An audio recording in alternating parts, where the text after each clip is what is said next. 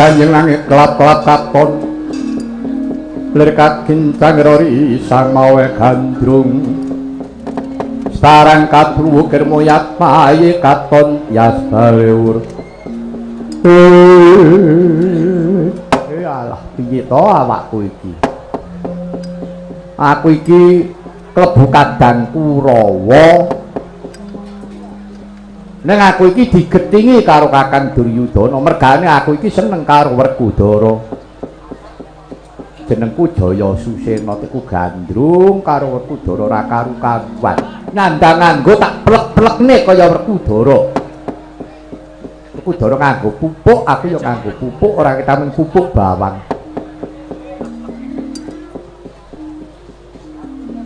aku yo nganggo dodot poleng ora ketang tuku nang pasar uler nek lak ya poleng aku ngingu kuku mung nek Werkudara kuku Pancanaka iki ya mung kuku ngono wae jane biyen ya dawa gandeng tek tak nggo nyiter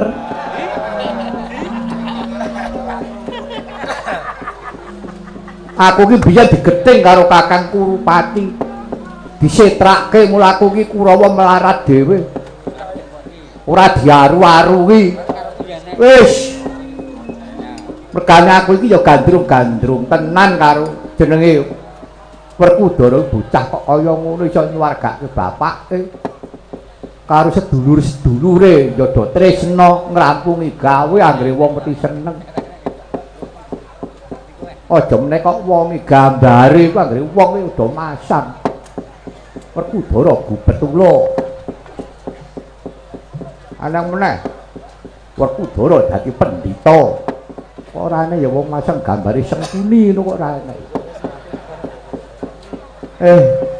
aku ki nek arep urip dhewe gek kepiye wong ora anak ora bojo nek aku ki arep teluk karo Pandhawa ya isin kakangku mati dulurku mati kok aku urip dedepe menjaluk urip golek kamuktene awak ijek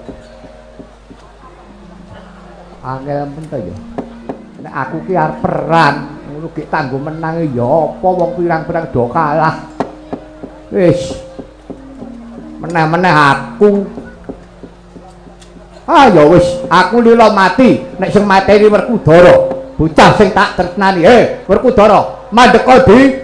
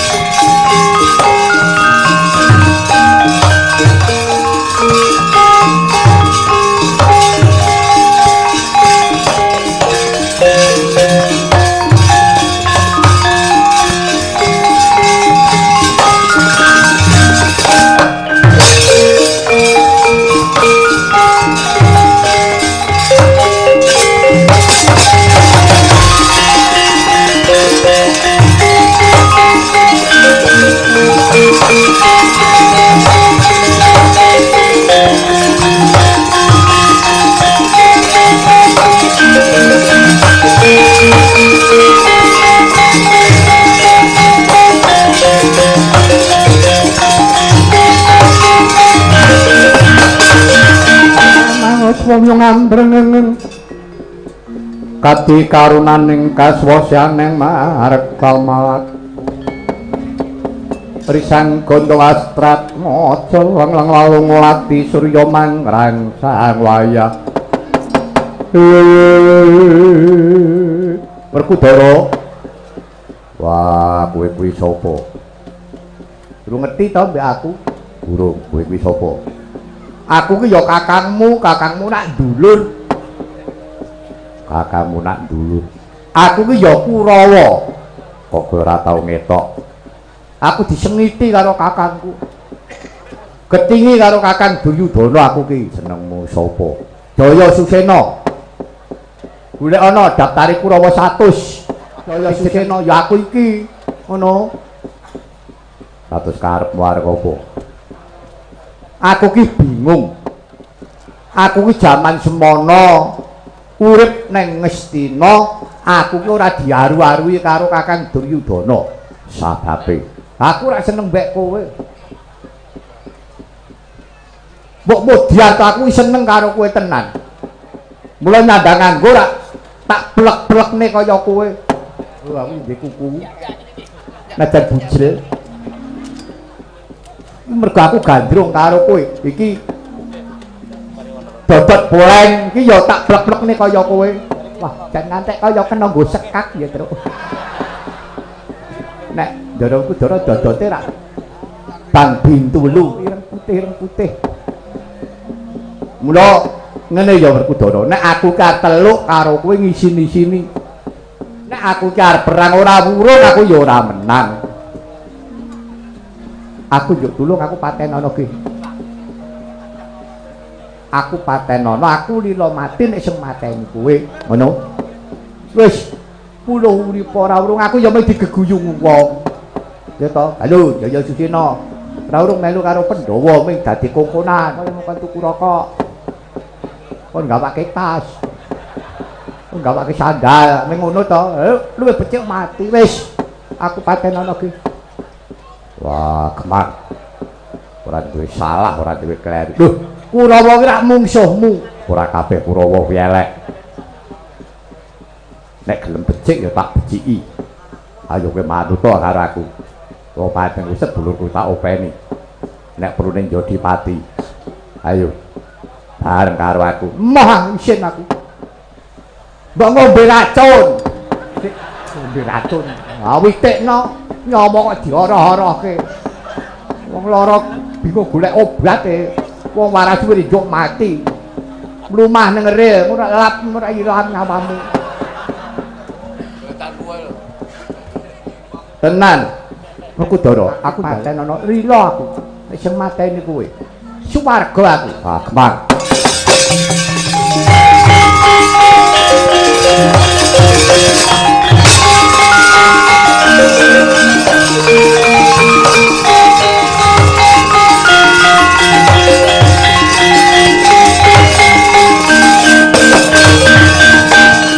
Piye, Tru?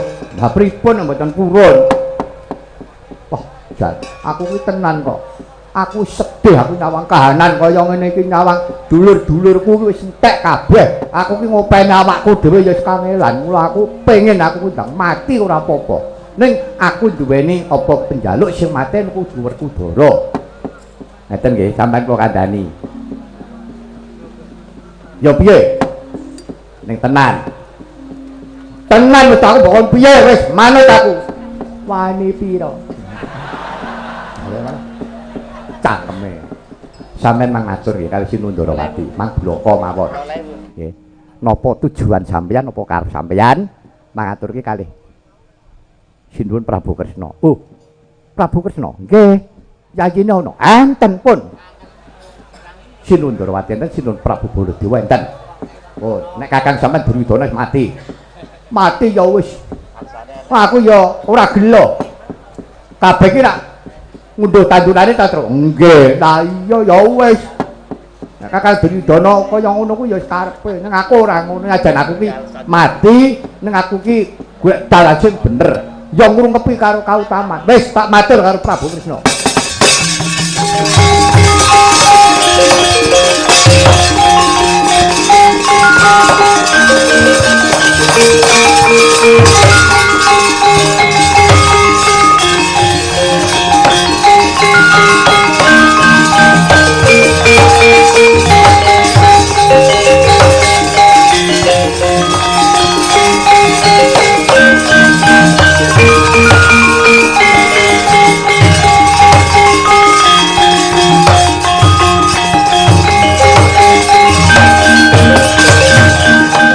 Kisana.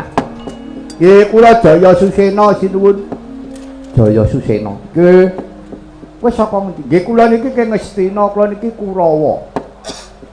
Kurawa. Nggih nomor 8 basa 3. Oh, sing nomor 83 nggih. Lho kok lagi ketok saiki? Mboten ndelik. Kula mboten ndelik. Panjenengan kula niki disengiti kali kakang kula Prabu Duryudana sebab kula niku gandrung kali Werkudara. Seneng kali Werkudara niku nandhanganku sulah bawa karep kula sing kula tiru nggih Werkudara niku kakang kula Prabu Duryudana mboten seneng ngoten. Kula niki klebu Kurawa sing melarat dhewe pun boten gablek napa-napa. Uripa mboten wurung kula dadi tontonan.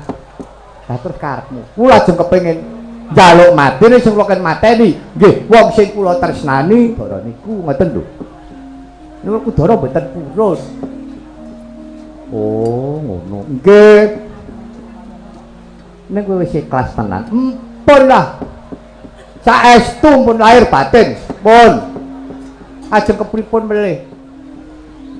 Ajeng mentan-mentan kaya gendhewa malang-malang kaya perbatang alah pun. Kula nggih kekuatan napa? Mila kula nyuwun sarana supados Werkudara niku purun mejahi kula. Entenono sedewe.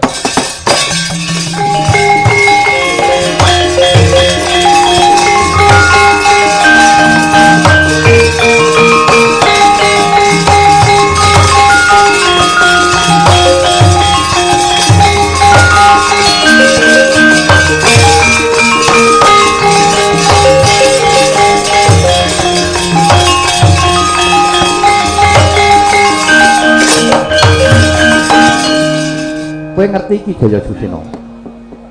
Niku napa niku? Iki alang-alang.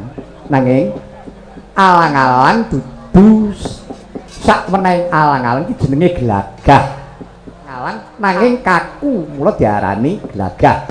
Glagah alang-alang. Ngaten. Yo. Terus glagah iki mengko tamakna, telorongna. Sak kenenge mengke gak malah Werkudara sing pejah. Pripun malah kula kakehan dosa. Kowe jare mau sambat percaya.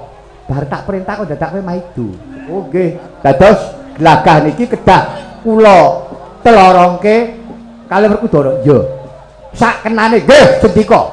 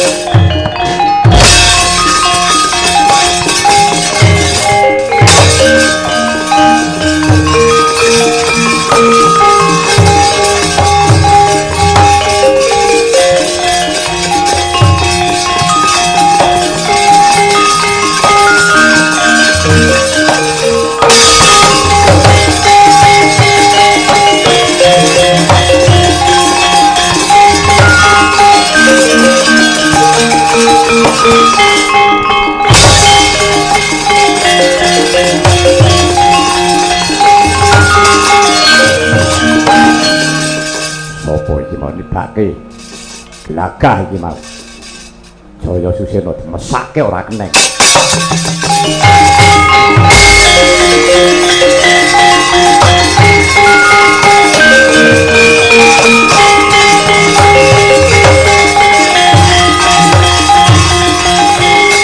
Wah, jare Buyati becik wong apik dari gandrung karo aku. Keneng apa? Kowe nibake glagah macet nang lenganku. Ora kena digawe becik. Nah, nesu pancen tak jarak. Kowe ben nesu.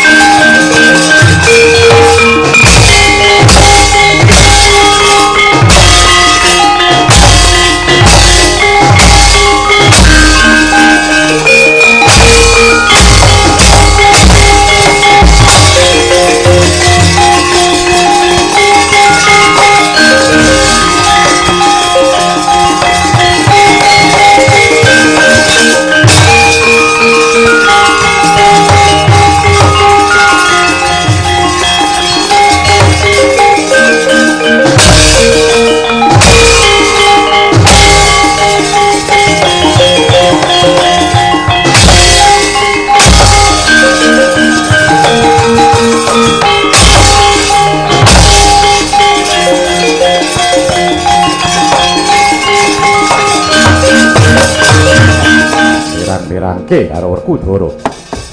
Wah, sabar gawe wirak pamer umuk sing jare wong umuk wong pamer ning kesasaban kowe atimu becik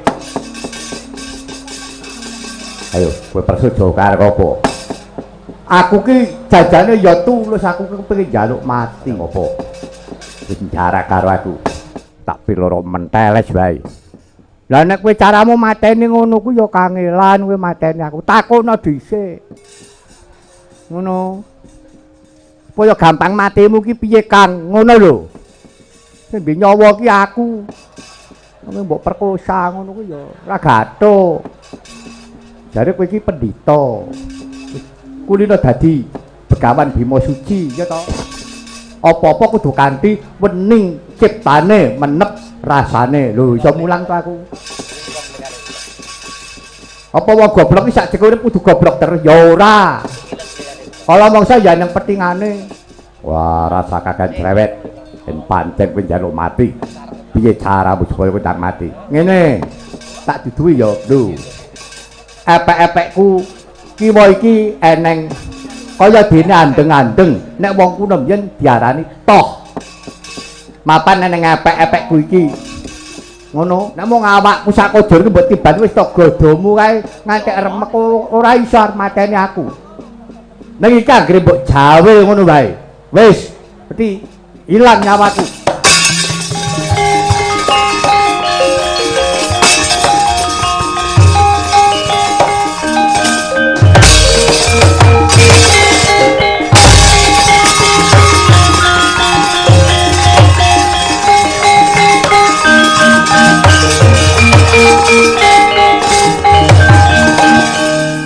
dunya isine kok ya werna-werna.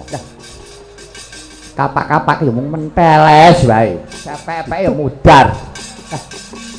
Nggih nggih nggih. Iya. Pancen tiyang niku duwe sloga, duwe bendanan dhewe-dhewe. Iya pancen mengkono. Wis rasa digagas. Sangkene Kurawa.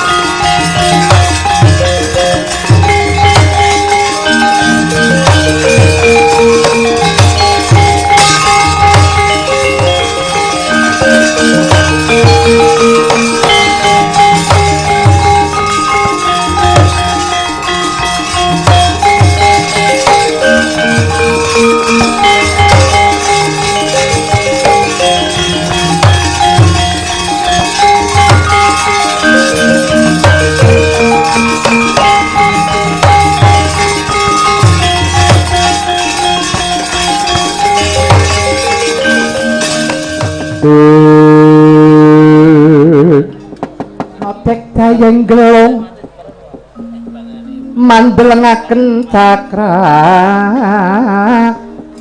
nira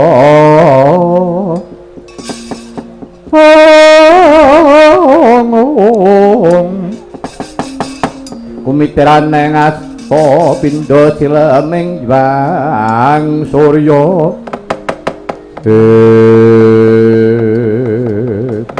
Jadi Kresna, kula wonten timbalan iki ngadhemi Koko Prabu.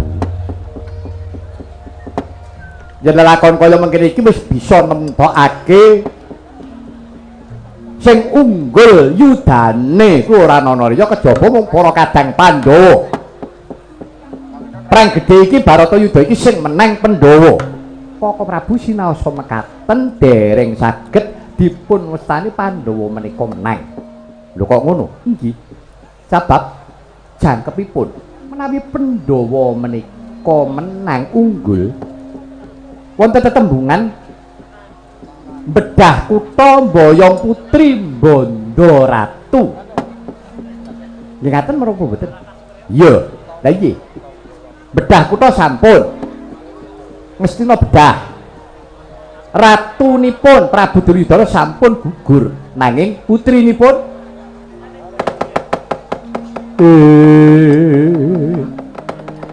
Sang Baladewa Narpati tuwe naris Wara Kresna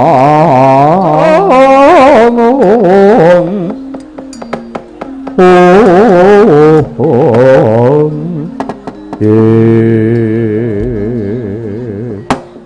Yayi, isih kurang ya Yayi. Nggih. Menika tembungipun taksih goteng kirang jangkep. Lah banjur lakon iki nggih. Kok Ratu sawetawis perkawis menika sampun kula pasrahaken kaliyan Yayi Arjuna. Oh mengkono nggih. Kados pundi mangke babaring lelampahan Yayi Arjuna anggenipun boyong putri. Oh mengkono Yayi. Nggih Koko Prabu. Monggo sumene saking sawetawis.